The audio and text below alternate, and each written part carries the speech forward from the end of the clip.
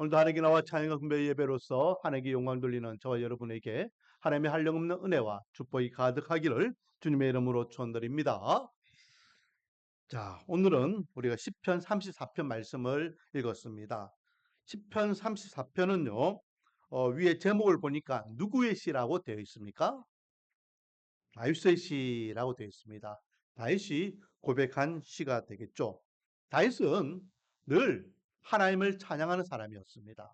우리가 오찬양 예배 때에 지금 사무엘상을 묵상하고 있지만은 그가 들판에서 양을 칠 때에 그냥 한거롭게 양만 치지 않았어요. 그곳에서 그는 늘 하나님을 찬양했죠. 그래서 사울 왕이 악령에 들려서 두통이 심해가지고 괴로울 때에 그 수하 장수가 이야기합니다. 왕이여, 내가 아는 베들레헴에 한 소년이 있는데 그는 찬양을 잘한다고 들었습니다. 그가 왕을 위해서 찬양하면 그 두통이 낫지 않겠습니까? 라고 건의를 하게 되고 정말로 그렇게 어린 다윗이 사울이 두통으로 심하게 고통스러울 때에 띠딩 여호와는 나의 목자시니 하며 찬양을 부르니 그 악령이 물러가더라. 그래서 수시로 다윗이 괴로워할 때마다 두통으로 힘들어할 때마다 다윗을 불러서 옆에서 찬양을 하겠다. 이렇게 다윗은 늘 찬양하는 삶을 살았습니다. 그래서 오늘 보면 1절을 보십시오. 1절을 보니까 내가 여호와를 항상 송축하며 내 입술로 항상 주를 찬양하리로다. 언제? 항상 하나님을 송축하며 항상 하나님을 찬양한다라고 고백하고 있습니다. 그래서 오늘 제목이요. 항상 찬송하라 라는 제목으로 오늘 말씀을 나눠보기로 원합니다. 1절 말씀은 다윗이 하나님을 향하여 찬양하는 자기의 신앙 고백이지만 또 이 찬양을 같이 부르는 이스라엘 백성들에게는 또 명령하고 있는 거예요. 너희들도 내가 평소에 항상 주님을 송축하고 주님을 찬양하였던 같이 항상 주님을 찬양하고 주님을 송축하는 삶을 살아라 라고 명령하고 있고 이 말씀이 오늘날 우리에게는 믿는 하나님의 백성들은 늘 하나님을 송축하고 하나님을 찬양하는 삶을 살아야 되겠구나라는 깨달음과 가르침을 주심을 믿으시기 바랍니다. 자, 여러분은 언제 찬양을 드립니까? 우리가 보통 찬양을 드릴 때는 언제 드리죠? 잘 될 때, 행복할 때, 기쁠 때, 은혜가 넘칠 때는 하나님 찬양합니다. 특히 요즘은요, 찬양 문화가 많이 이제 일어나고 있는 것 같아요. 그래서 서울 같은 경우에는 화요 찬양 예배, 목요 찬양 예배, 그때 곳곳에서 찬양팀들이요, 찬양 드리는데 젊은 애들이 얼마나 많이 찬양 드리는지 몰라요. 저는 아직도 눈에 선명한 게 제가 성남에서 사역할 때에 성남 앞에 입구에 보면은 선한 목자교회가 있어요. 선한 목자교회가 꽤 큰 교회인데 거기 화요일마다 예수 전도단이 찬양 예배를 드렸습니다. 저도 우리 청년들과 함께 그 찬양 예배 드리기 위해서 한번 갔어요. 갔는데요, 여러분 지하철에서 올라오는 아이들 그리고 버스에서 내는 사람들 그 많은 청년들이 한 방향으로 걸어가고 있어요. 그 방향이 선한 목자교회였고 그 청년들이 그렇게 많은 청년들이 모여서 가는 곳이 왜 모여가느냐? 하나님께 찬양으로 예배드리기 위해서 가더라. 그 모습이 광경이에요, 광경. 그 모습을 보면서 앞으로 우리가 천국 가면은 수많은 하나님의 백성들이 한 자리에 모여서 하나님을 찬양하겠구나. 이 모습이 이 땅에서 재현되는 것이 이런 모습이 아니겠는가 생각해 봤습니다. 요즘 부산에도 또 이제 예랑 50이라는 팀이 또 이렇게 하나님 앞에 찬양 드리는 모습이 아주 아름답게 전해지고 있는 것을 보게 됩니다. 또 많은 교회들이 오찬양 예배, 우리 교회도 오찬양 예배라는 이름으로 예배를 드리고 있잖아요. 물론 아직까지는 찬양 예배다운 찬양 예배를 드리지 못하고 있지만 언젠가는 이 앞에 있는 모든 악기들과 그리고 많은 청년들과 또 다음 세대 아이들이 하나님 앞에 어, 찬양을 드리는 날이 올 줄 믿습니다. 많은 교회들이요 예배 때에 찬양으로 영광 드리는 모습을 보게 됩니다. 우리가 신앙생활 하는 데 있어서 이 찬양은 아주 많은 비중을 차지하고 있습니다.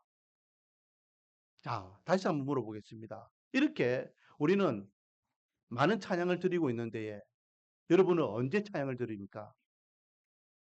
대부분의 사람들은요, 좋을 때, 행복할 때, 기쁠 때, 은혜가 넘칠 때는 찬양을 하지만 반대로 좌절하고 힘들고 어려울 때는 별로 찬양을 하지 않아요. 왜? 찬양할 기분이 아니니까. 오늘 본문을 우리가 묵상하면서 우리가 항상 찬양한다는 것이 어떤 의미가 있는지를 다시 한번 깨달을 수 있는 귀한 시간 되기를 소망합니다. 자, 다윗은요, 이럴 때도 찬양했다라는 것이죠. 이럴 때. 언제일까요? 오늘 제목을 한번 읽어보겠습니다. 제목을 읽어보면요.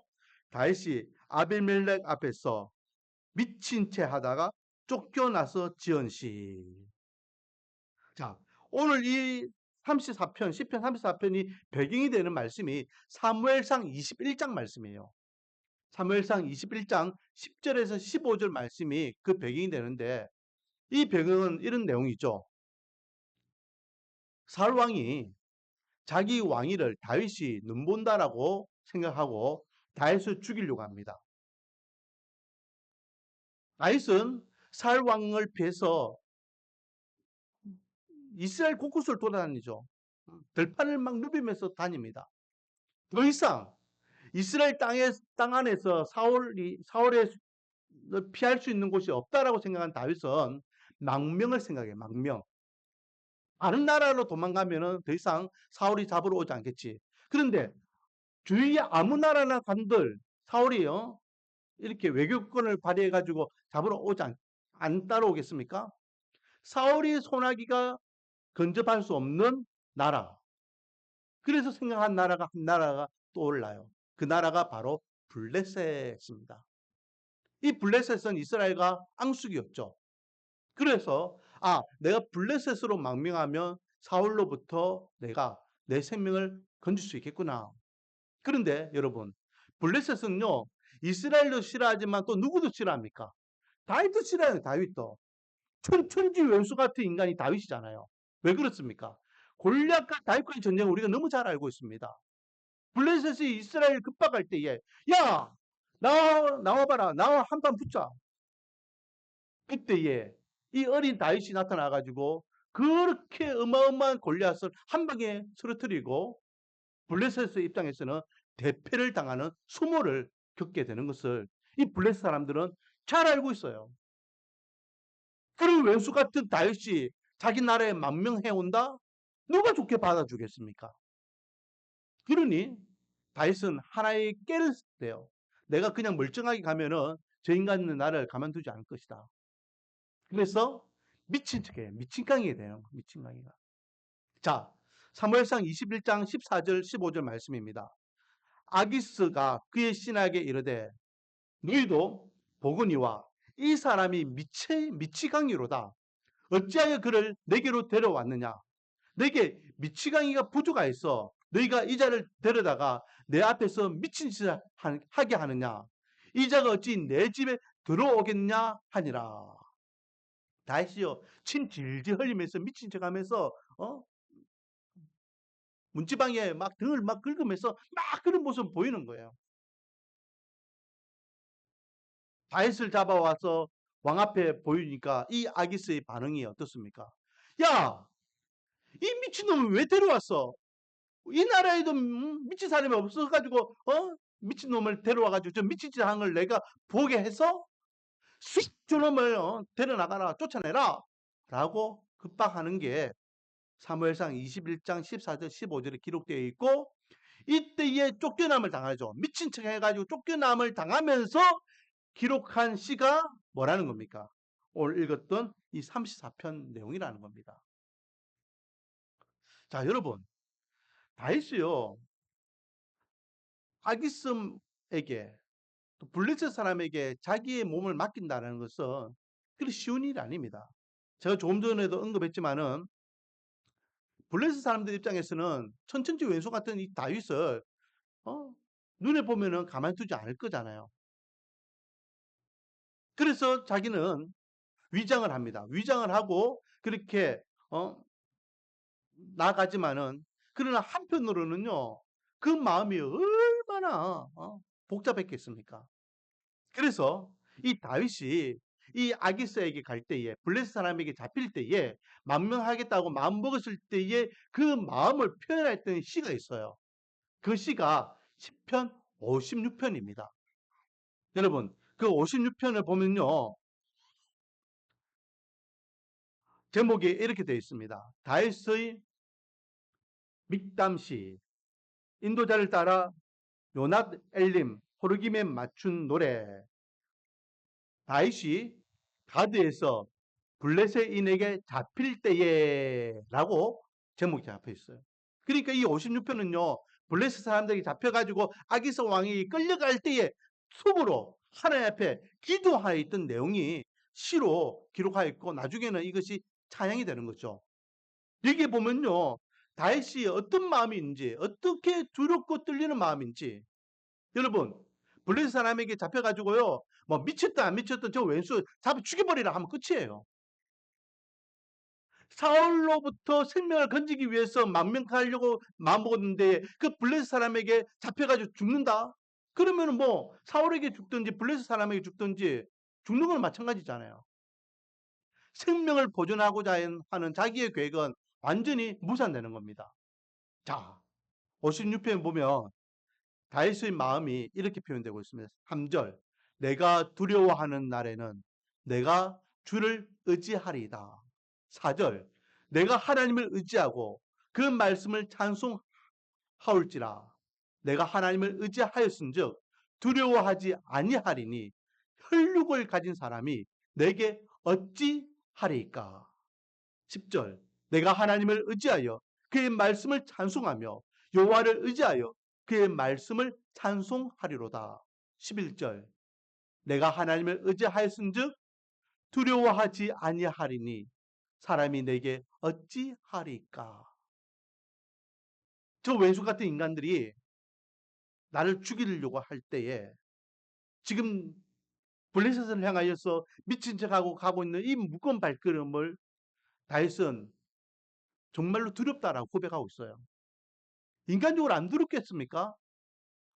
지금 저 블레셋 사람에게 내가 잡히면 내가 어떻게 될지, 내 생명을 보장할 수 없는 데에 안 두렵다면 그것은 거짓말이죠. 두려워하는 그 마음도 이 시편에 기록되어 있고, 이 두려워하는 가운데에서 또 그는 간절하게 지금 누구를 의지하고 있습니까? 여호와를. 주님 도와주세요. 주님 도와주세요. 제가 주님만 의지합니다. 주님만 의지합니다. 주님을 도와주세요. 그러면서 내가 주님을 의지하니까 난 두렵지 않아. 주님께 내 책임져 줄 거야. 저 육체를 갖고 있는 인간들이 나를 어떻게 하겠어? 생명을 주장하시는 하나님께서 나를 도와주시는 데에 나는 분명히 하나님의 도우심을 통하여서 무탈할 거야. 그런 마음을 가지고 찬양하면서 기도하면서 그렇게 블레셋 사람들에게 잡혔고, 블레셋에게 잡힌 사람들이 아기스에게 데려가더라라는 거죠. 여러분, 아기스는요 왕 이름이고, 오늘 본문에 나와 있는 아비멜렉은요 왕명, 왕칭입니다. 그랄 왕을 칭하는 호칭이 아비멜렉, 사람 이름이 아닙니다. 그래서 아브라함이 만났던 그랄 왕도 아비멜렉, 블레셋 사람들이 만났던 그 블레셋 왕도 아비멜렉, 지금 오늘 본문에 나와 있는 이 가드 왕도 아비멜렉, 다 같은 지역 사람들이에요. 큰 울타리를 볼 때는 그랄 지역이고 거기에 살고 있던 블레셋 족속들이 있더라라는 거죠. 그래서 그들이 자기들 왕을 아비멜렉이라 해요. 이스라엘 애굽 사람들의 왕은 바로, 또 로마 사람의 왕을 가이사라고 칭하는 같이 왕후라고 우리가 생각하면 됩니다. 그리고 그 사람의 이름이 오늘 본문에 사무엘상에서는 아기스라고 칭하고 있습니다. 그러니까 동일 인물이라는 거죠.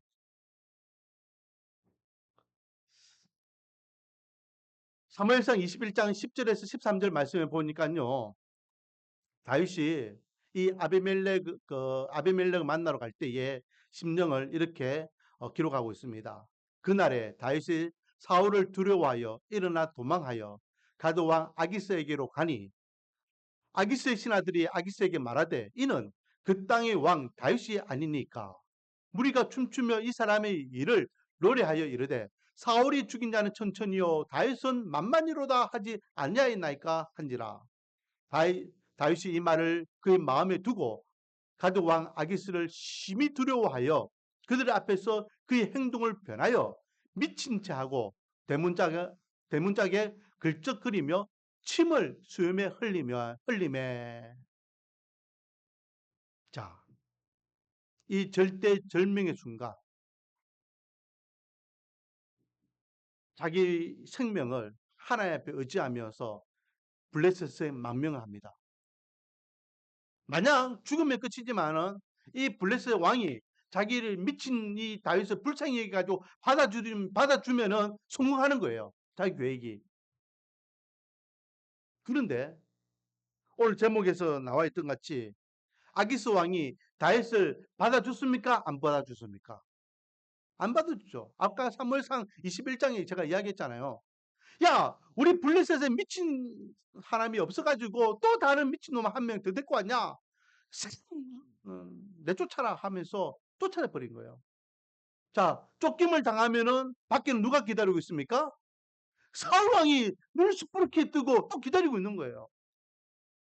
자, 여기에서 다윗은요, 아까 1절에 뭐라 했습니까? 나는 하나님을 항상 찬양합니다.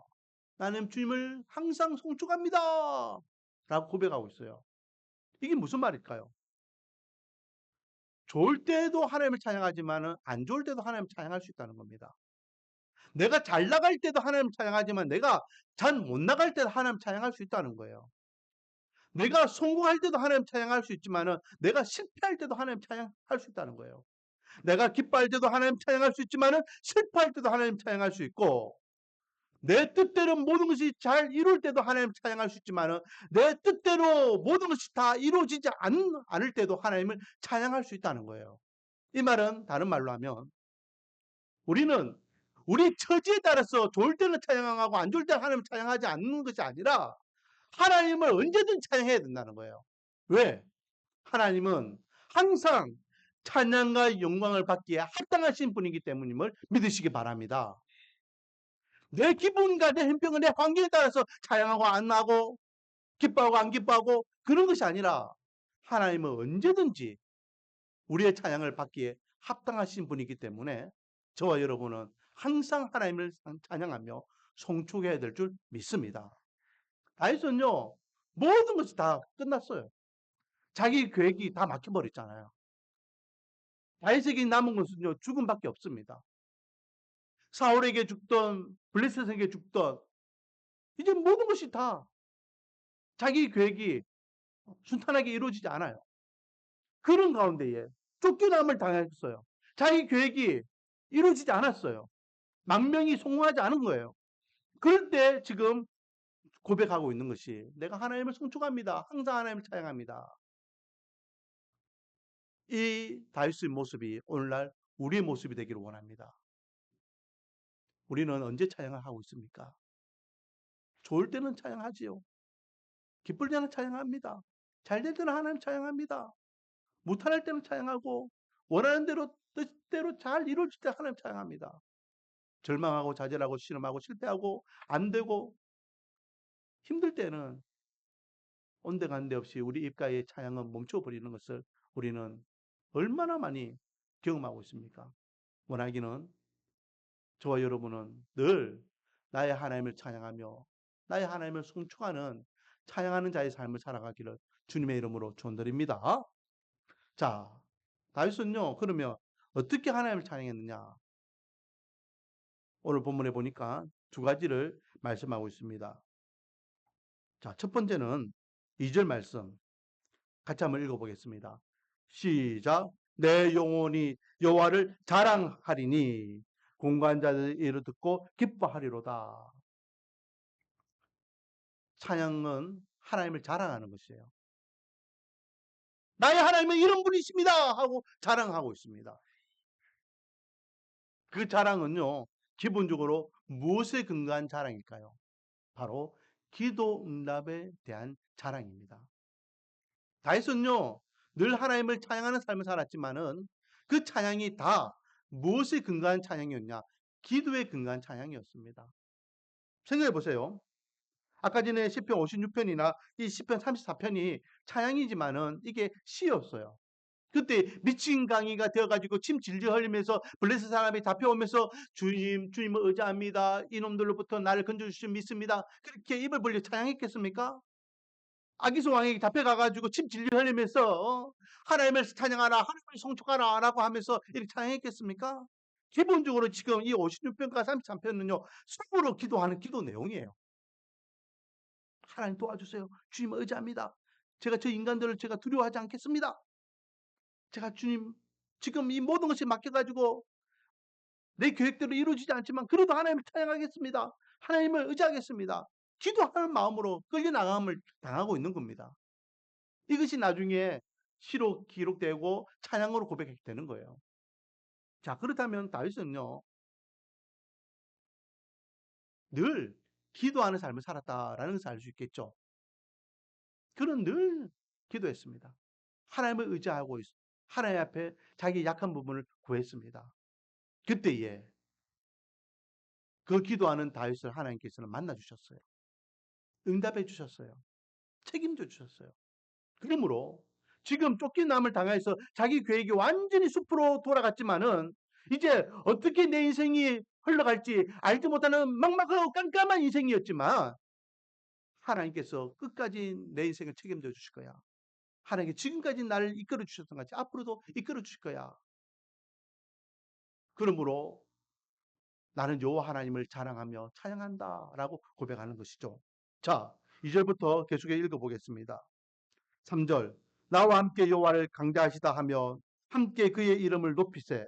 내가 여호와께 간구하며 내게 응답하시고 내 모든 두려움에서 나를 건지소도다.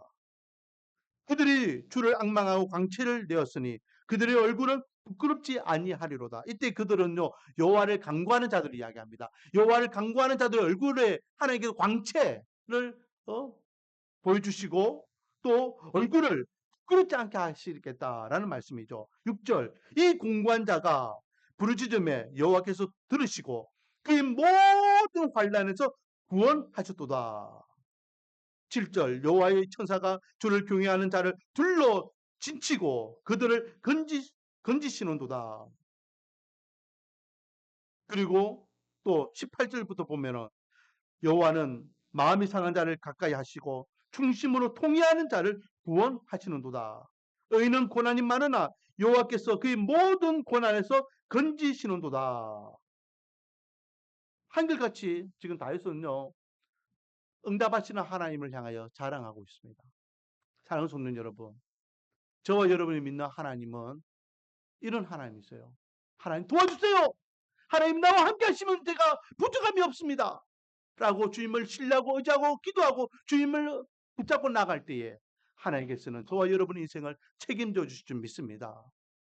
방관하지 않으십니다. 자시하지 않으셔요. 주님께서는 주님의 능력과 힘을 다해서 하나님의 사랑하는 자들을 지켜주시고 보호해주실 줄 믿습니다. 그러므로 기도하는 저와 여러분 반드시 하나님이 나의 하나님이심을 간증하고 찬양하고 자랑하기를 소망합니다.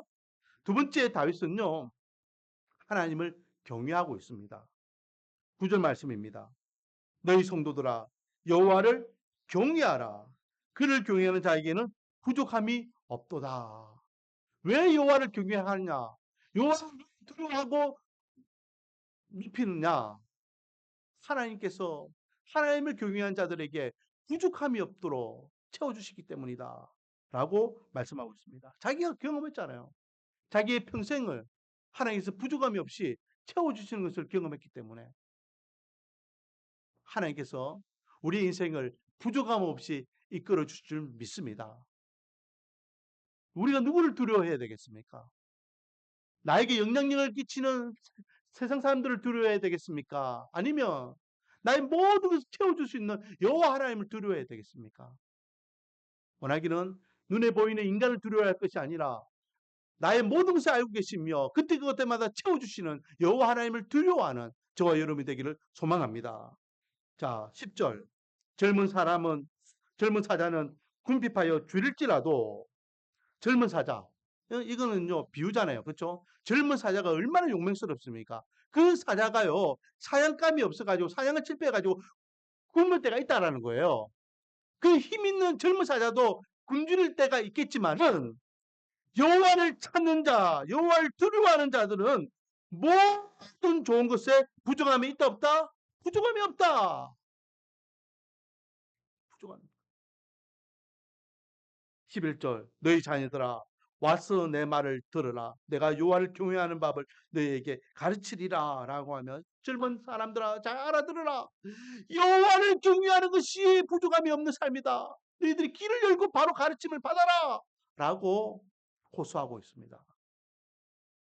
사랑하는 성도 여러분, 주님께서 우리를 책임져 주시면 우리는 부족함이 없을 줄 믿습니다.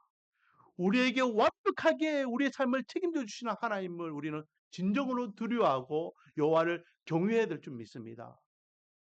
이스라엘 백성들이 광야 40년 동안 어떻게 살았습니까?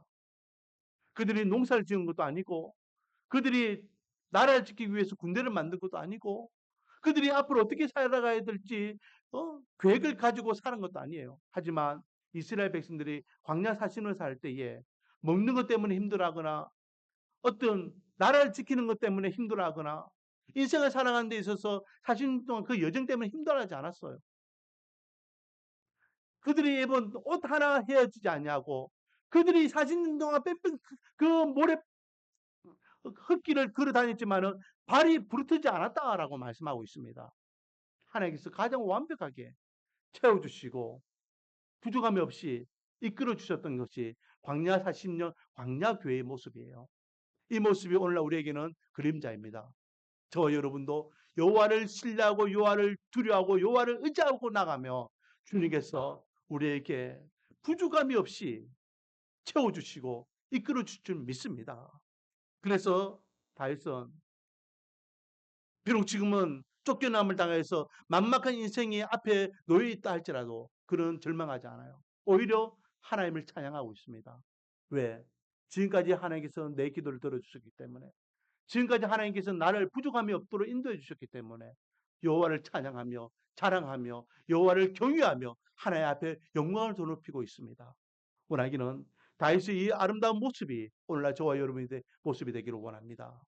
우리에게 어떤 현실적인 문제들이 있습니까? 어떤 공감이 있습니까? 지금 다윗이 겪고 있는 이 문제보다 더 힘든 상황입니까? 죽을 만큼 힘든 상황입니까? 죽음이 내 눈앞에 지금 와사가 있습니까? 블레셋이 나를 죽이려고 하고 사울이 나를 죽이려고 하는 그 앞뒤가 꽉꽉 막히는 인생을 지금 다윗은 경험하고 있습니다. 이때에도 다윗은 하나님을 찬양하고 있습니다. 하나님을 신뢰하고 있습니다. 하나님을 의지하고 있습니다. 사랑하는 성도님 여러분, 저와 여러분이 이 다윗의 모습이 되기를 원합니다. 내 계획대로 안 된다 할지라도 절망이 내 눈앞에 있다 할지라도 앞으로 어떻게 살 것인가 막막한 인생을 살아간다 할지라도 여호와 하나님을 찬양하기를 원합니다. 여호와 하나님을 찬양하기를 원합니다. 내 기도를 들어주시는 하나님을 찬양하기를 원하고 나에게 부족함 없이 이끌어주시는 하나님을 찬양하기를 원합니다. 다윗의 하나님이 오늘날 저와 여러분이 하나님이 되어 우리 입을 통하여 여호와 하나님을 항상 찬양할 수 있는 은혜와 복이 가득하기를 주님의 이름으로 축원드립니다. 기도하겠습니다. 여호와를 항상 송축하라. 여호와를 항상 찬양하라. 이 말씀이 오늘날 우리가 하나님을 신뢰